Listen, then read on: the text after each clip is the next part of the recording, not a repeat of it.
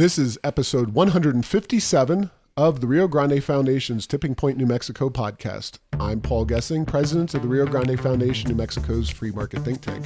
You can find out more about the foundation at riograndefoundation.org. This week, as we come soon to the end of the 2019 calendar year, amazingly, we're about to get into 2020.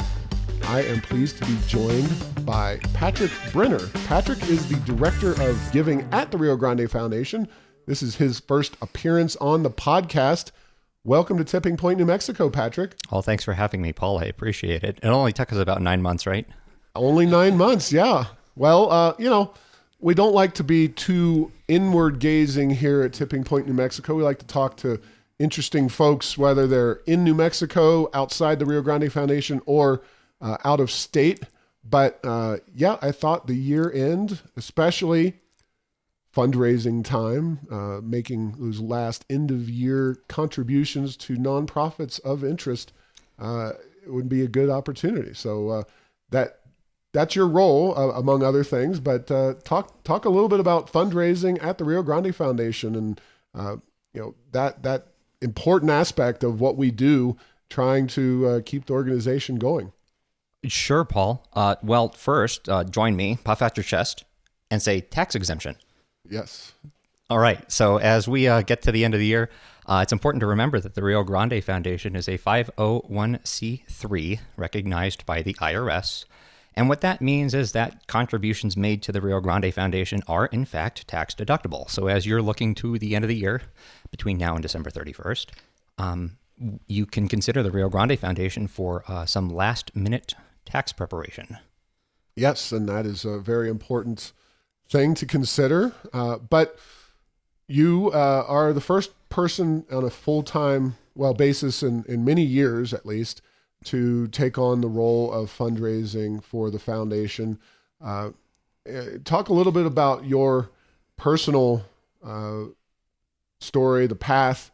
Who are you in terms of your biography and your ideas? What led you to be interested in liberty and free market policy, et cetera, and ultimately a fundraiser?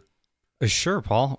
Well, I guess to get started, I've been pretty conservative my whole life. I don't know how my parents did that. We grew up in Los Alamos, New Mexico, which at this point I can't recognize as a conservative bastion in any sense of the word. Was it ever?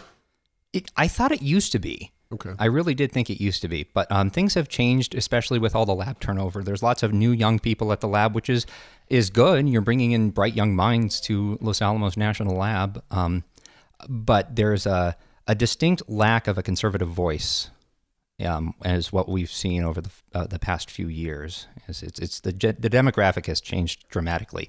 So I attended Los Alamos High School and I graduated in 2010. I went to the University of New Mexico. I studied business administration, and I got into the printing and marketing industry. So in printing, we found out everything about everything from offset printing to digital printing and everything in between, large format, all that good stuff. It was fun. It was a good time. That's how Paul and I met. We met in 2013, 2014, something like that. He was a client of ours. And I eventually moved into my own business. I started my own business, and it was a very special practice. I had one client. It was Paul Gessing at the Rio Grande Foundation. I hope you got the Godfather reference there. Well, just to be clear, yes.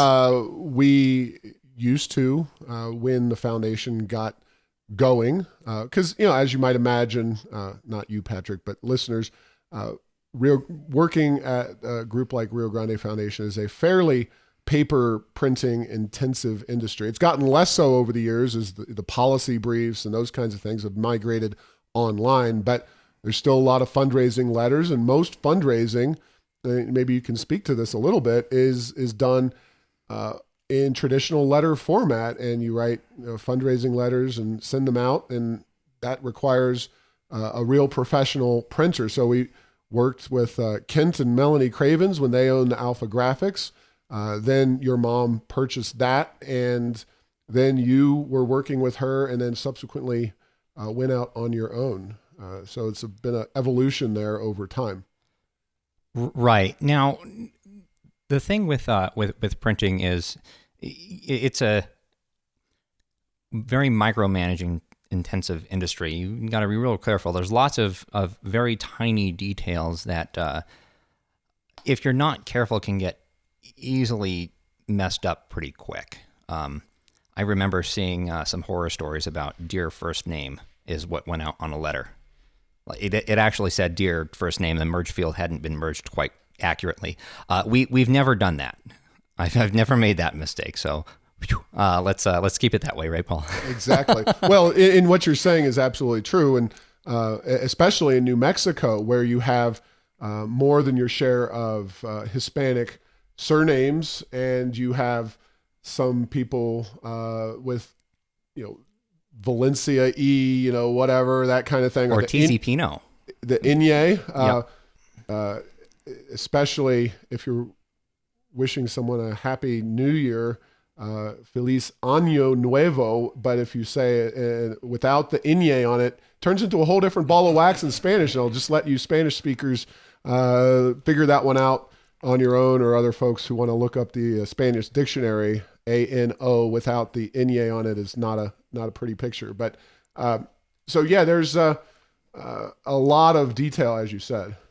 Right. So we've been very careful with that. I think we've stepped it up a little bit in terms of where we are in customizing what our donors and supporters receive in the mail between when I started and today.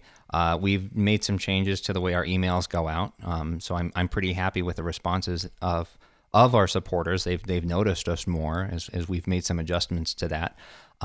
And I think that we're on track for our best fundraising year ever. So thank you very much, Rio Grande Foundation supporters. I sincerely appreciate your vote of confidence. Yeah, but there's still time to make it a better year. And the more money that the Rio Grande Foundation earns and brings in, the more opportunities we have to engage in, whether it's media campaigns. We obviously do great on the earned media, but in terms of purchased media, buying radio ads and the like, and sending out information in a printed format also to try to influence issues. We've done postcard campaigns. You've handled a couple of postcard campaigns for the Rio Grande Foundation over the years. Mandatory paid sick leave. Well, we had one ready to go for Santa Fe where we were going to criticize a soda tax by appealing to the Bernie vote, and talk a little bit about kind of the visual graphics, because you're just not a print guy in terms of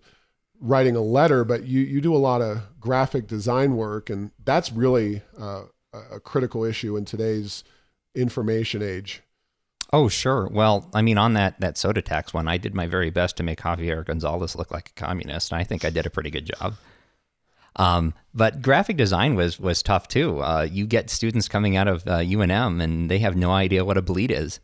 I mean, you try to explain what a bleed is to somebody, they give you this blank stare. It's like the 1,000-yard stare. A they bleed cut themselves, is right. That's it. Yeah. So a bleed is when you get a printed product or like a postcard or a flyer or something like that, and the ink extends to the very edge of the page. Now, a printer can't actually, like the offset printing device itself can't actually print to the edge of paper. So what you do is you print beyond the edge of the paper on an oversized sheet, and then you trim it down to the final sheet. So 8.5 by 11 sheets would typically be run 2 to a page on a 12 by 18 press sheet, and then you trim that down and trim off the excess bleed area to 8.5 by 11. Mm-hmm. But you try to explain that to a UNM student that is designing their portfolio for their architecture final, and they have no idea what you're talking about. Yeah, but you did that professionally before you came to the Rio Grande Foundation. Now you're handling that kind of design and information. So if you've noticed, perhaps on Errors of Enchantment or in general printed material or other, even emails and whatnot from the Rio Grande Foundation, especially in the last 9 or so months, Patrick, you've been integral in helping us improve those the quality of those images. Well, thank you. I think that looks pretty.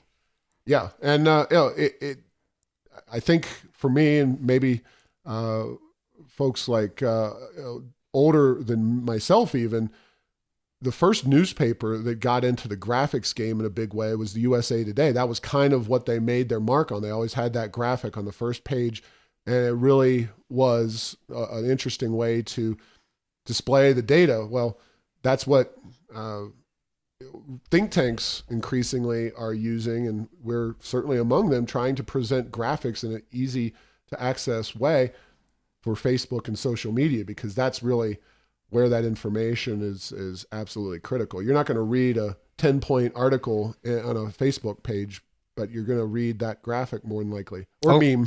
You're absolutely right, and I think that speaks to a very important point. Something we learned in the print industry was that we have 7 seconds to capture the attention of somebody who's received a postcard. And if you don't get their attention and keep their attention, or at least convey your message across in that first 7 seconds, that's it. And then you get thrown in the trash or the recycle bin. So you have 7 seconds to make an impact.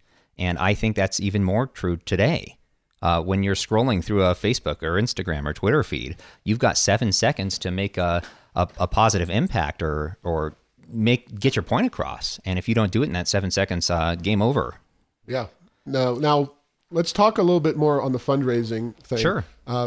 You obviously have a background in print, but we also send out occasional email notices and email fundraising tools. We have other means of fundraising through social media, and maybe you can talk about that.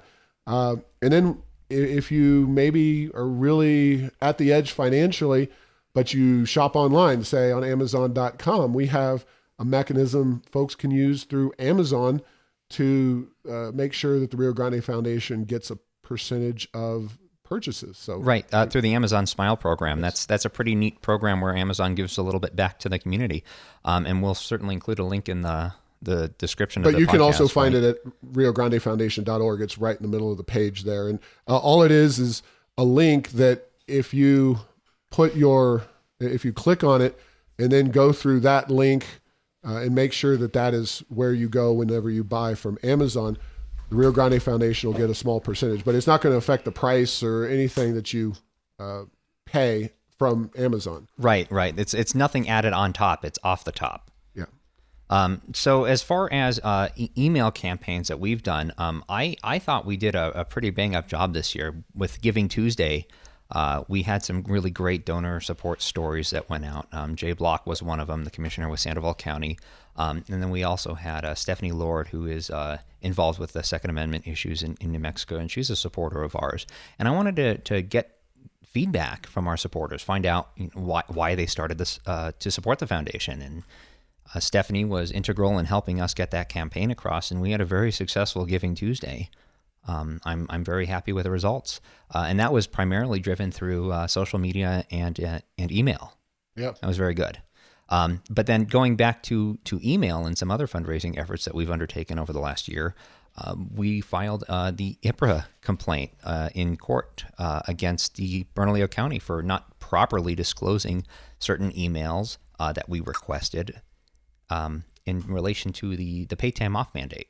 And we sent out an email and asked for some support from our donors and our followers and supporters on social media and email, and we received a great response. So I think what we found is that people like to give or make gifts or donations to nonprofits like ours when they have a target. And we had a target with the IPRA lawsuit, support the Rio Grande Foundation legal efforts. And then we had a target with Giving Tuesday. And we're competing with all the other nonprofits on Giving Tuesday. So I think that when we came out ahead, that was a huge success. Yeah, it does seem like Giving Tuesday. I don't remember exactly when it got rolling. Maybe it's been close to a decade now. But Giving Tuesday has definitely taken on a life of its own in terms of the sheer number of nonprofits out working to raise money on that day. And, look, there's a lot of great nonprofits out there working with, animals, stray dogs and cats and educational institutions of a variety of natures. But when it comes to New Mexico, there really aren't many organizations doing what the Rio Grande Foundation does every single day to defend individual liberty and personal freedom. So we really stand out, and maybe that's one of the things that helps us around Giving Tuesday. I think that Well, let me phrase it this way. I like to say that we're New Mexico's premier free market think tank, when we're really New Mexico's only free market think tank. Fair enough. Yes. Now, one aspect, and I do want to talk a little bit to you about the IPRAs and information efforts that you've done both personally and with the Rio Grande Foundation. Because as folks out there listening might realize, when you work for an organization like the Rio Grande Foundation, your job title may not necessarily encompass everything you do at the organization. You might have a few other tasks thrown at you, but social media is another way that we can fundraise, and specifically Facebook has a really neat tool that we've just gotten involved with in the last few weeks. Talk about how you can donate through Facebook to the Rio Grande Foundation. So for Giving Tuesday, I came across some information that mentioned that Facebook was matching donations. Up to the first $7 million of donations on Giving Tuesday between a certain time frame on that day would be matched by Facebook. So I went out and applied for the Facebook partnership, and we got that squared away just in time, just in the nick of time for Giving Tuesday. And what they did was they matched up to a certain amount of money for our fundraising efforts on that day. And I think we met our a goal.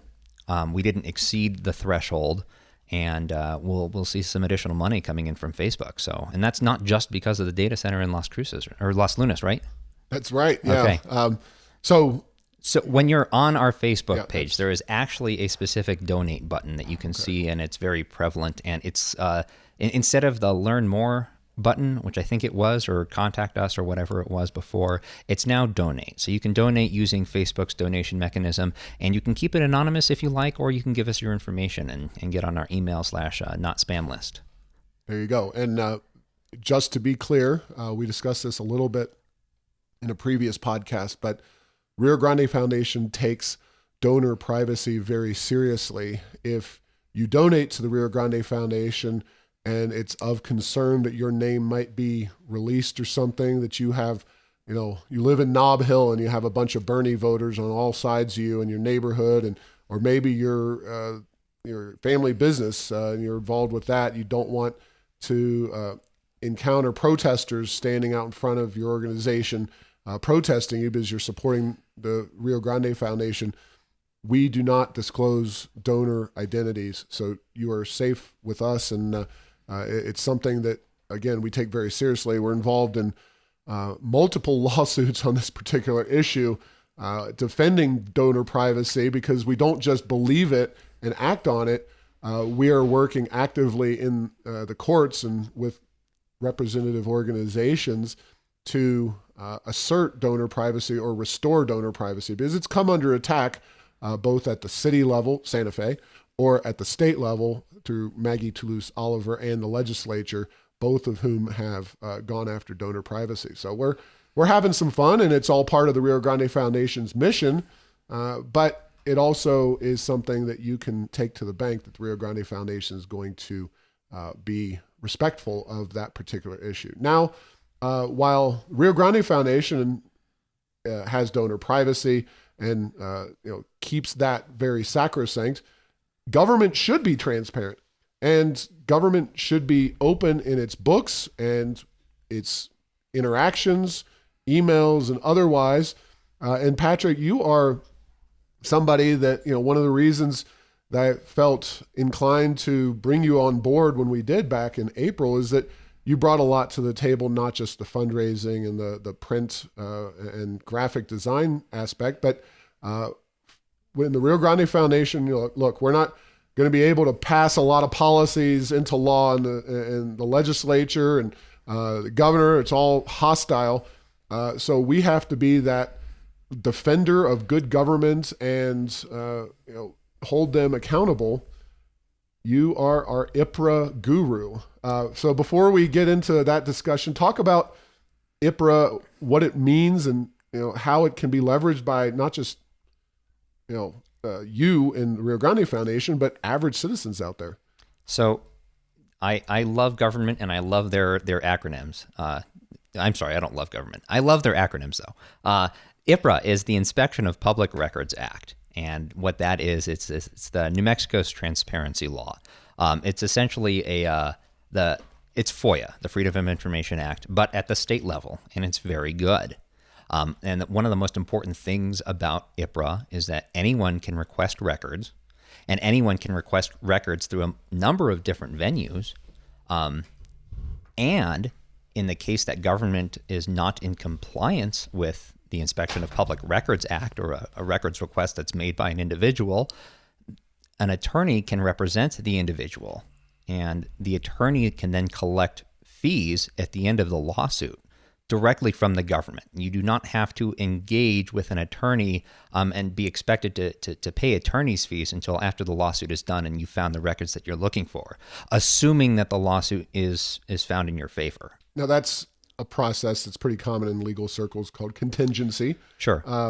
But it's actually spelled out in the law, which is very good, and it's a huge win for New Mexico transparency. Right. We do have a pretty good IPRA, or public records law, in New Mexico. And folks, I encourage you all to not only use it, but if you're interested in a tutorial, call us up at the Rio Grande Foundation, 505-264-6090, and let us know that you're interested in doing something, and we can work you through the process.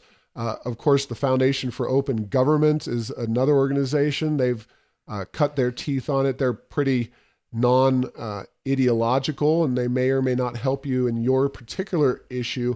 But Rio Grande Foundation, being conservative, we will definitely take a special look at what folks are doing and try to help them if conservatives in general are looking at what the government's trying to do and trying to do some watchdogging themselves. So you did that as a private citizen.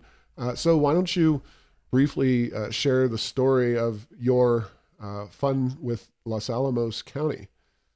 Oh, Los Alamos County, where memories are made, or something. What's their where discoveries are made? Yes, I did discover, in fact, some public records that were withheld, and that were withheld contrary to the Inspection of Public Records Act.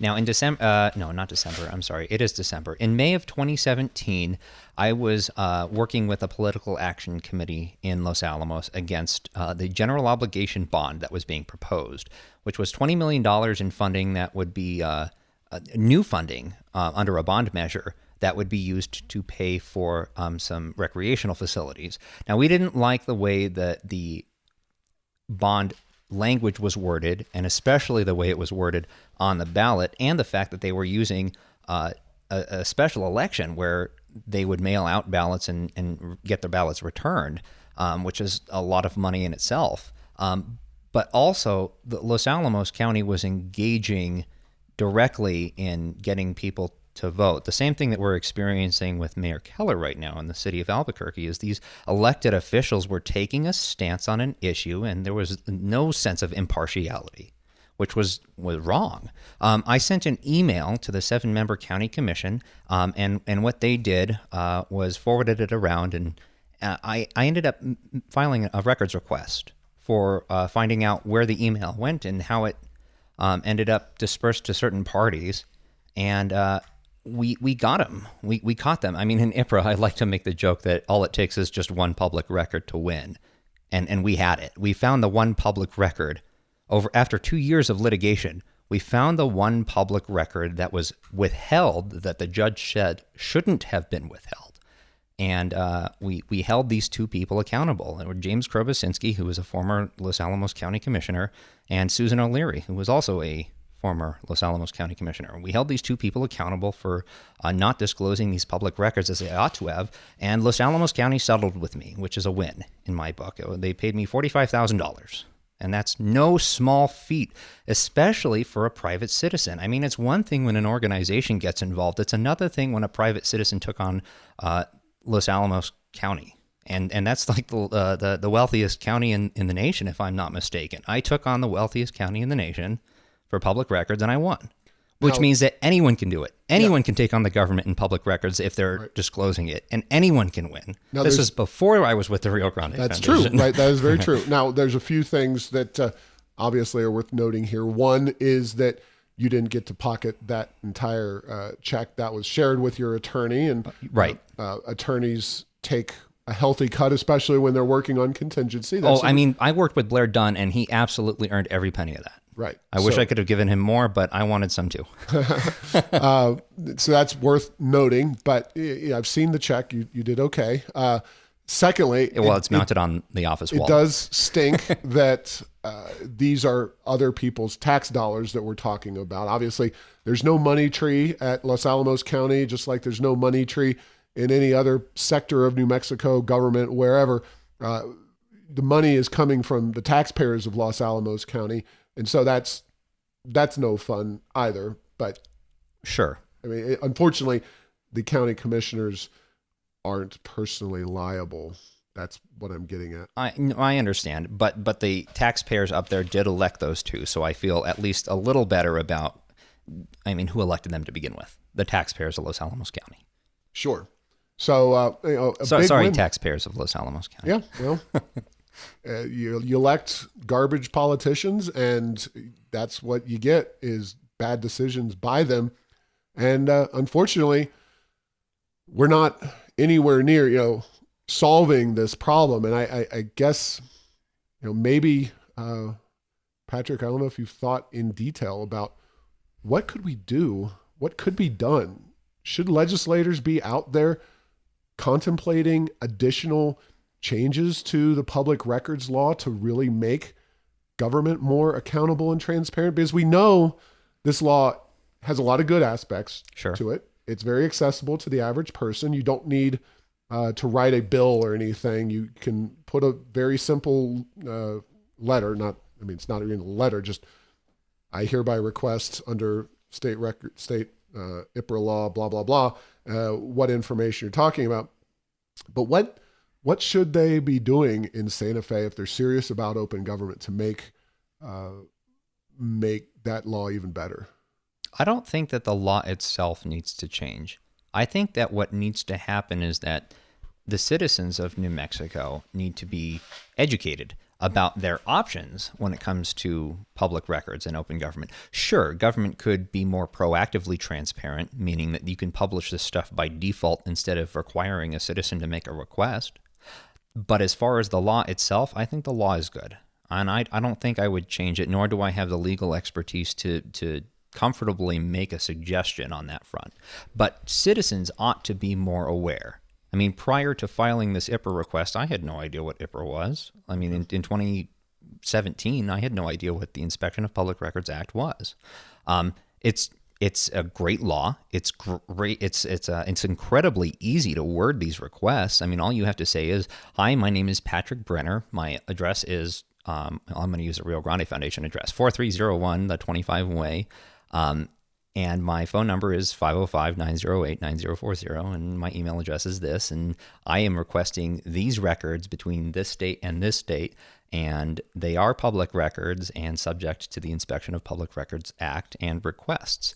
And how do you want that information? That is one critical aspect, because sometimes public officials will play games with your access to the information. One famous example, at least internally to the Rio Grande Foundation, prior to you coming on board, Deming Public Schools, they claimed that they did not have a electronic version of their payroll. So we had requested the payroll of all the employees for the Deming Public Schools, and they said they didn't have it anywhere in their systems at the Deming Public Schools. So we literally had to go down there, and I had an intern, and you could buy these document scanning little things. Oh, yeah. And he sat there for an afternoon and scanned item after item after item. Eventually, we did succeed in getting that clarified. I forget exactly the methodology that was used, but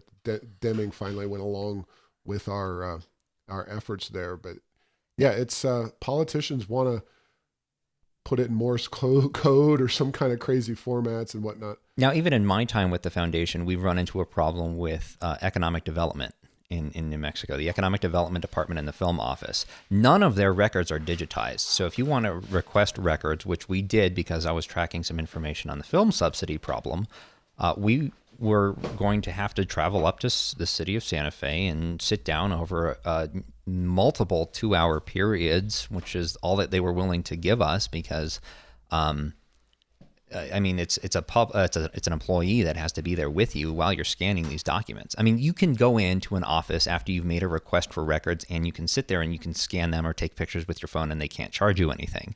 They're only allowed to charge you the actual fees associated with creating that copy of those records. So if you go in and request digital copies, they can provide it to you by an email if you have a good relationship with the custodian of public records, or they'll most likely go out and buy a flash drive because they don't let you bring in your own flash drive because of security reasons, which I think is a smart step on their part. I mean, it prevents infestation of public computers by nefarious actors.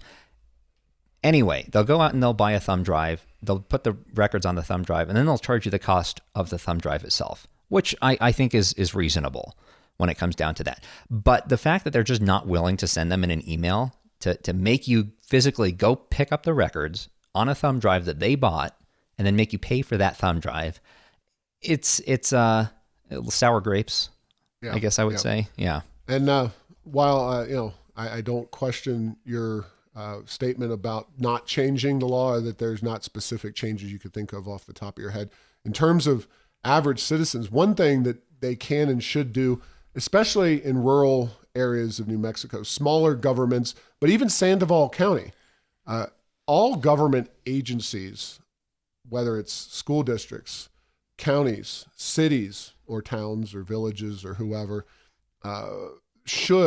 colleges should put their full payroll and preferably the check register online on their website for all to see. I think that is kind of the bare minimum of what they should be doing from a transparency perspective in terms of government. Now, City of Albuquerque, Las Cruces, Bernalillo County, all do that.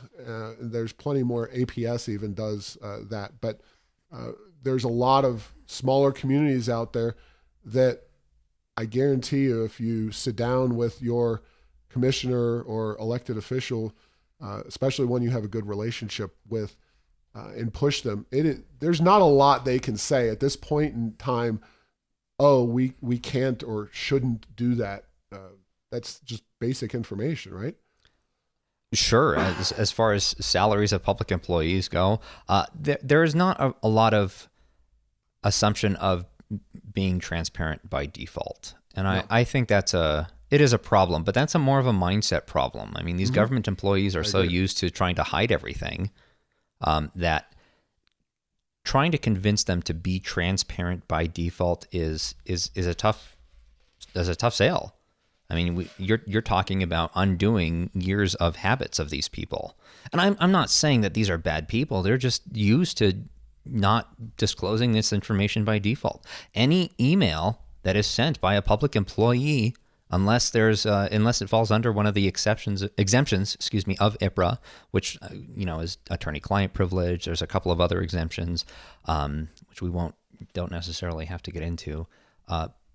But these public employees just assume that it's private, and they have this expectation of some privacy when they're conducting their day-to-day affairs in their job. I mean, you and I have an expectation of privacy, and our donors expect our privacy. But when it comes to government and public bodies, there should be zero expectation for privacy. And I think that every public employee should, publish their emails in the course of their day-to-day affairs on the web, if you wanted to really get down to it. I mean, sure, that's a total stretch, but every public employee has to understand that every email that they write, every text message that they send in connection with their job will eventually be subject to a public records request. And I say eventually because you just have to make the request. Yeah. And of course, the Rio Grande Foundation is funded with the voluntary donations of folks like yourself who are listening to the show. Government is funded with rather coercive techniques involving taxation.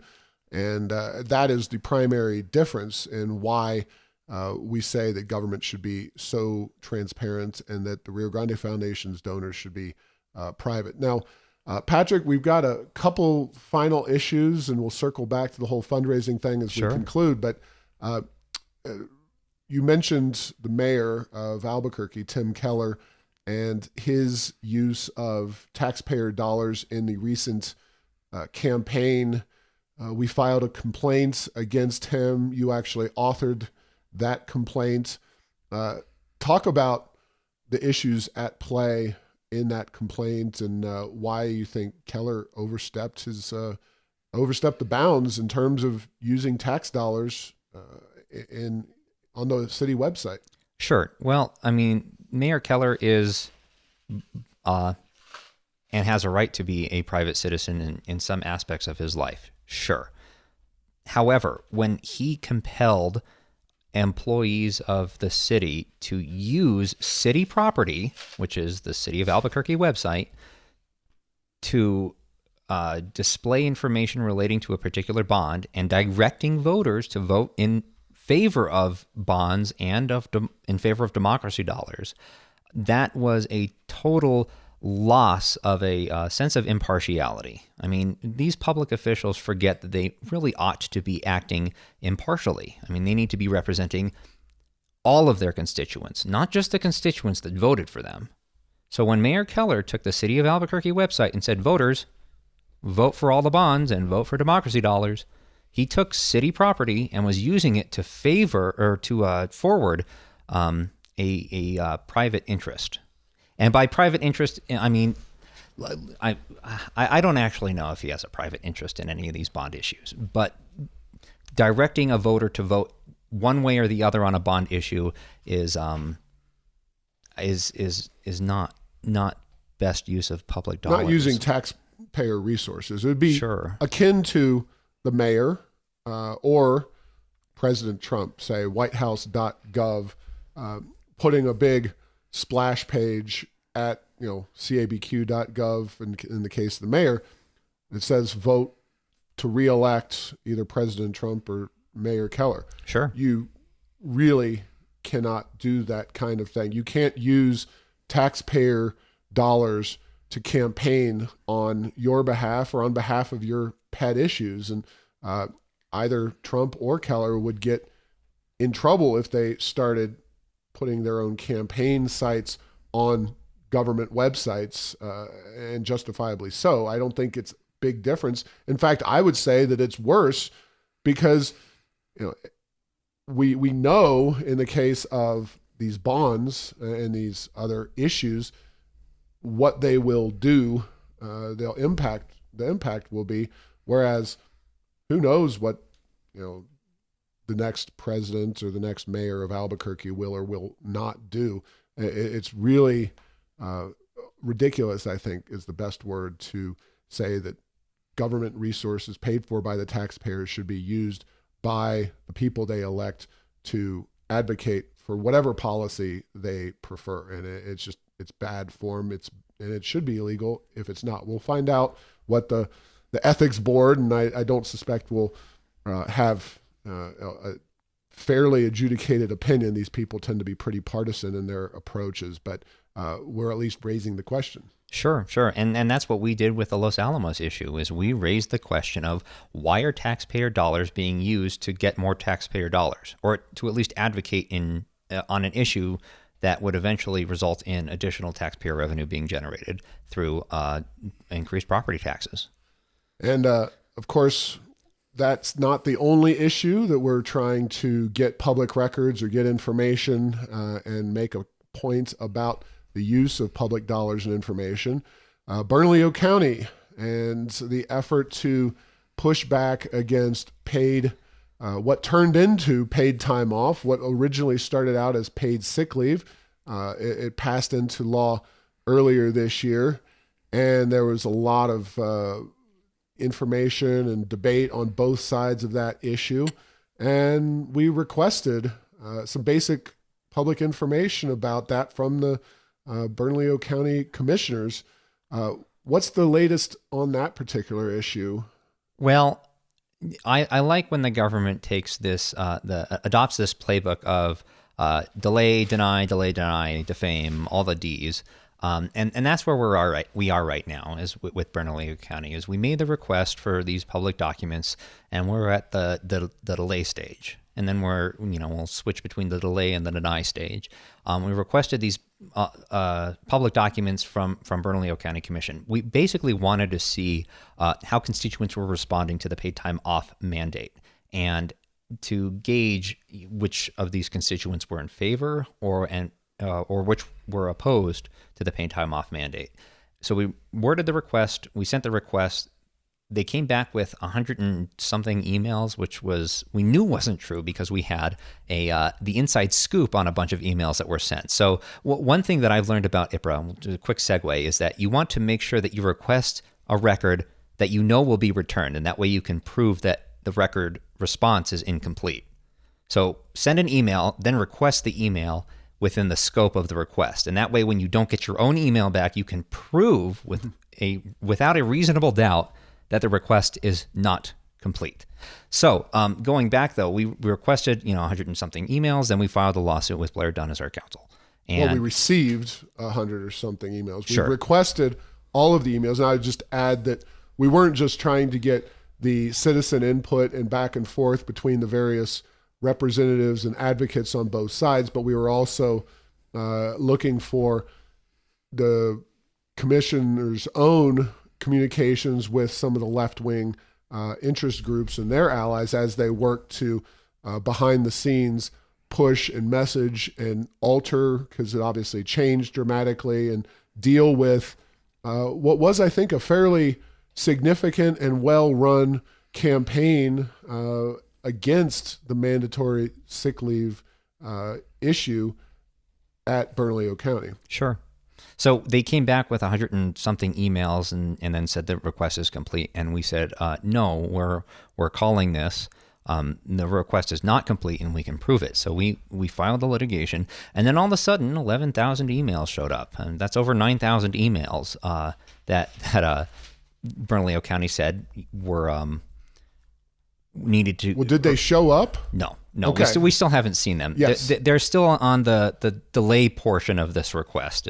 They're delaying and they said they had them, Right. but they haven't actually produced them. Correct. Okay, just want to be precise in our language, because the litigation is still ongoing in terms of the IPRA request with Bernalillo County. Now, myself and a lot of other folks who follow these kinds of issues, we tend to believe that the county has something that they are not interested in releasing because they are fighting so hard. The campaign's done. They won. They got their sick leave. It's in place, or going to start here in short order, and they still aren't releasing these emails. What's that phrase, Paul? There's if you're getting flack, you're over the target. Right. Yeah, and this is definitely flack. So, it's fun and excitement with IPRA, and one word of support to people that are interested in pursuing public records request is don't give up. You cannot ever give up. I mean, once you're on the path of making these requests and everything, don't give up. I mean, what this is designed to do is to make citizens give up. Yeah. Don't like give up. The Churchill quote, right? Never give up, never surrender. Oh, wait, that's not the Churchill quote. What is the Churchill quote? I don't have it on the top of my head, but yeah, basically, as Nazi bombs were falling on London and other places around Great Britain, he made a very strong plea to the British people to never give up, and I agree. Or you could take the Animal House approach. Was it over when the Germans bombed Pearl Harbor? Hell no. Okay. We know the Germans did not bomb Pearl Harbor. Yeah. Yes. Great movie. Pearl Harbor Day was December 7th. So Yes. Remember Pearl Harbor. So just circling back again to the fundraising stuff. I want to encourage supporters to go to donate.riograndefoundation.org. We have a couple of options for you there. If you prefer to make smaller monthly contributions, we have that available for you. $5 a month is all it takes to support the Rio Grande Foundation, and we'll make sure that we put it to good use. Yeah, and I want to reiterate and emphasize that point, that if you don't have $100 or whatever to give us right now, make a small monthly donation. We are going to be working hard to try to increase the number of folks who support the Rio Grande Foundation on a regular basis with small donations made online through our system using a credit card, or you can even have a check cut every month or whatever fits your budget and your interests. So please support the Rio Grande Foundation. And thank you, Patrick, for coming on Tipping Point, New Mexico. Oh, that was fun. Thanks. Thank you for listening to this week's podcast. Make sure to get the latest edition of Tipping Point, New Mexico by subscribing at Apple Podcasts, Stitcher, and Spotify. You can post or comment on this and other episodes on Facebook and Twitter, and tell Google Home to play Tipping Point, New Mexico. Thanks to Path 3 Marketing for producing this show.